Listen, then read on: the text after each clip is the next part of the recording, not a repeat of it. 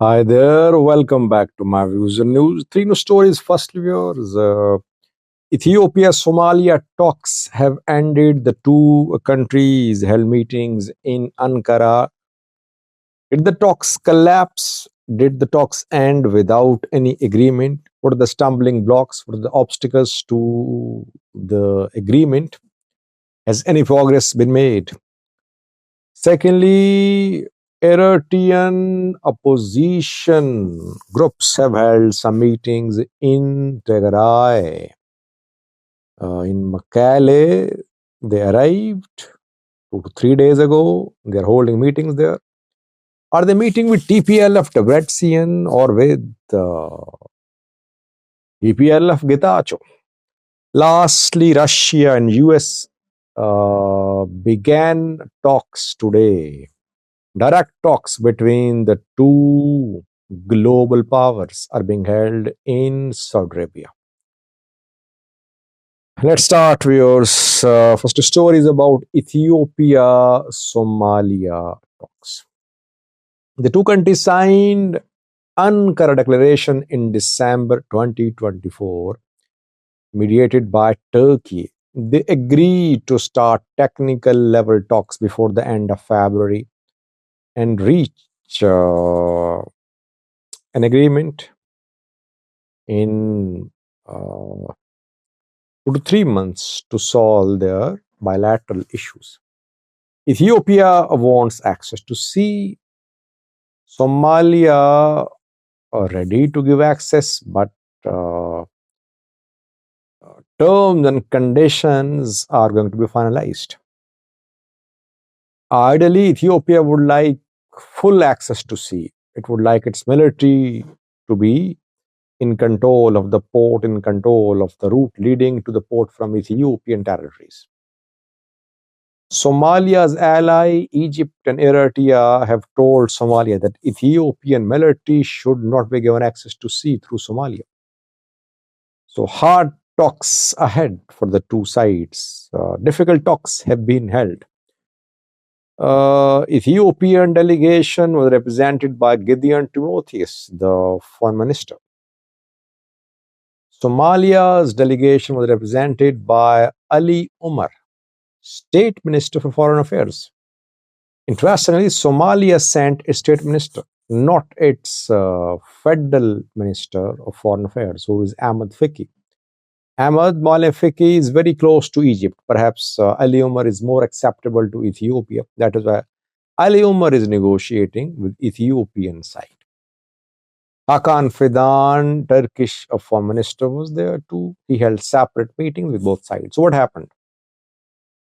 Well, firstly, talks have ended, and the next round will be held in March. It means that at least we can safely say that no agreement has been signed, no solution could be found so far. What I have learned, though, from Ankara is that the two sides have exchanged some proposals with each other. Where should Ethiopia be allowed to gain access to sea through Somalia? Both have made some plans and they have exchanged the plans. Somalia has shared its offer with Ethiopia. Ethiopia has not responded to Somalia's offer. Ethiopia has made an offer to Somalia as well. In the next meeting, which is due to be held in March, the two countries will respond to each other's offers.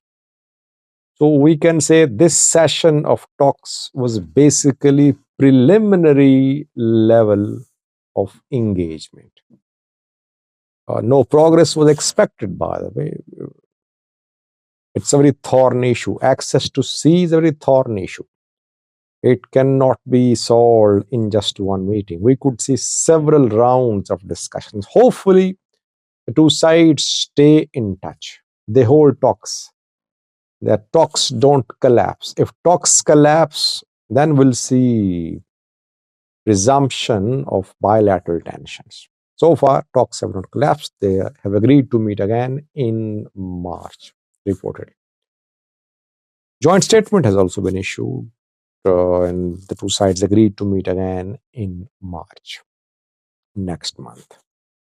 Secondly, viewers, Eritrean opposition groups are holding meetings in Tigray.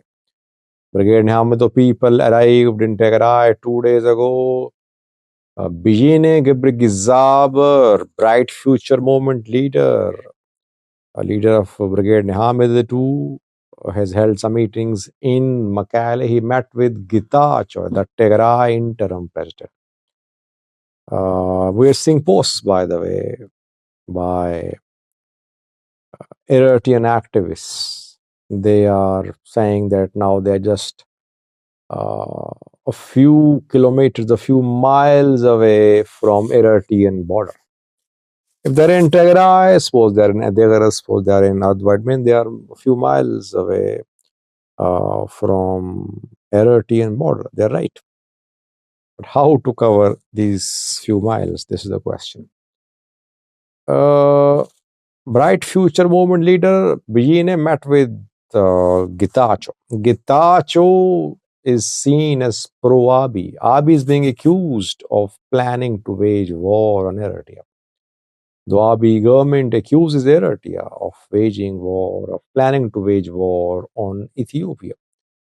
It would be interesting to see if we saw Brigade Nehemiah, the people holding meetings with TPLF Debrecen wing leaders. But Debrecen is seen as drifting close to Eritrea. Mulatu Tishome, in an article for Al Jazeera, claimed that Eritrea is conspiring with TPLF Debrecen wing and with Fano militias against the federal government. But I could not find any pictures of Eritrean opposition groups with TPLF Debrecen wing leaders. It seems that their allies, the allies of Eritrean opposition groups in Tigray, are going to be Gitacho group people who are part of federal government's camp too. Lastly, viewers, Russia and the US have started direct talks. Trump's coming to power is leading to big changes in US foreign policy. Trump met with Putin last time too when he was the president, and the day he took office, he announced to meet with Putin.